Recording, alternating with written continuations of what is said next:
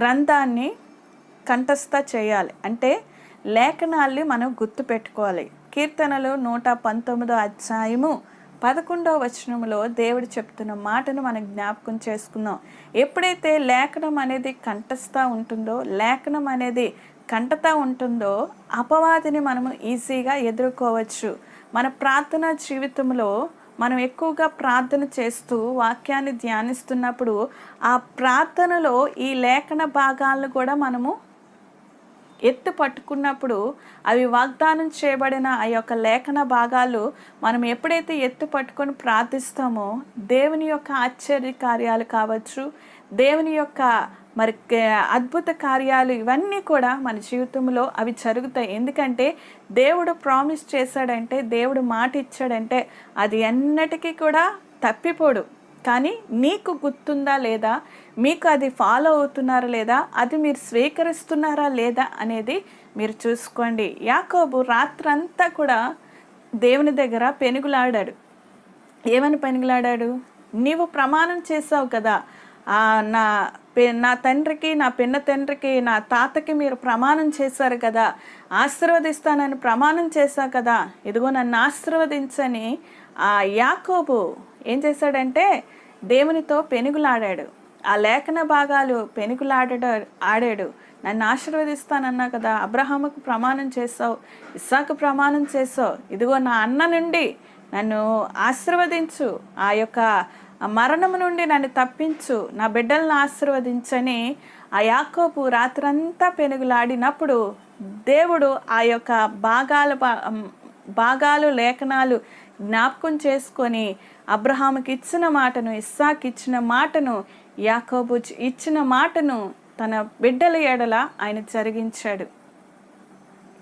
ప్రియ దేవుని బిడ్డలారా, కాబట్టి మనకిచ్చిన వాగ్దానాలు, మనకిచ్చిన లేఖన భాగాలు, మనకిచ్చిన ప్రతి ఒక్క ప్రామిస్ అవన్నిటినీ కూడా మనం ప్రార్థనలో ఎత్తు పట్టుకున్నప్పుడు మన ఆత్మీయ స్థితి ఇంకా బలపరచబడుతుంది, మన ప్రార్థన ఇంకా బలపరచబడుతుంది.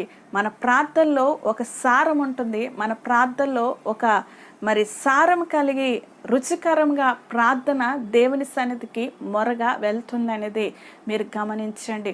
పొడి మాటలు లేదా అవిశ్వాసమైన మాటలు, హృదయపూర్వకము లేని మాటలు దేవుని సన్నిధానంలో మనం వెదజల్లిన అది వృధా అవుతుంది. కనుక దేవుని ప్రమాణాలు, దేవుని లేఖనాలు మనం ఎత్తు పట్టుకొని, ప్రభువా నా జీవితంలో మీరు ఇది ఆశీర్వదించండి, నాకు ఇవ్వండి, మీరు ఇస్తారని ప్రామిస్ చేశారు కదా, అది నాకు ఇవ్వండి అని ఎప్పుడైతే మనం జ్ఞాపకం చేసుకొని ఆ ప్రామిస్ను తీసుకొని మనం ప్రార్థిస్తామో సారం కలిగిన ప్రార్థన అవుతుంది. సారం కలిగిన ఆ ప్రార్థన రుచికరంగా దేవునికి ఇంపైన హోమముగా పరలోక రాజ్యానికి అది చేరుకుంటుంది.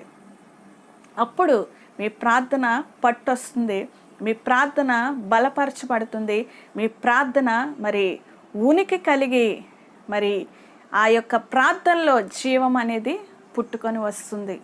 కాబట్టి ఈ విషయాన్ని మీరు జ్ఞాపకం చేసుకుని లేఖనం భాగము లేకుండా ప్రార్థన చేయవద్దు. లేఖన భాగం ప్రార్థనలో ఉండాలంటే మీరు లేఖన భాగాలు కంఠస్థ పెట్టుకోవాలి. మొరపెట్టినప్పుడు లేఖన భాగాలు ఉండాలి. దావీదు మహారాజు కీర్తనలు పాడిన మొరపెట్టిన లేఖనాలు వ్యక్తపరుస్తాడు, లేఖనాలు జ్ఞాపకం చేస్తాడు. ఈ విషయాన్ని మీరు జ్ఞాపకం చేసుకోండి. పరలోక ప్రార్థనలో కూడా ప్రభువు నేర్పించిన ప్రార్థనలో మనం చేస్తామో, యేసు చేసిన ప్రార్థన ఎప్పుడైతే మనం చేస్తామో, మా అనుదిన ఆహారము నేడు మాకు దయచేయము, మా రుణస్తులకు క్షమించు ప్రకారం మమ్మల్ని కూడా మీరు క్షమించండి, మమ్మల్ని శోధ నుంచి తేక కీడు నుంచి తప్పించండి అనే మాటలు మనము ఎత్తు పట్టుకొని ప్రార్థించినప్పుడు దేవుని యొక్క మాట ఎప్పుడైతే పలుకుతామో కార్యాలు జరుగుతాయి.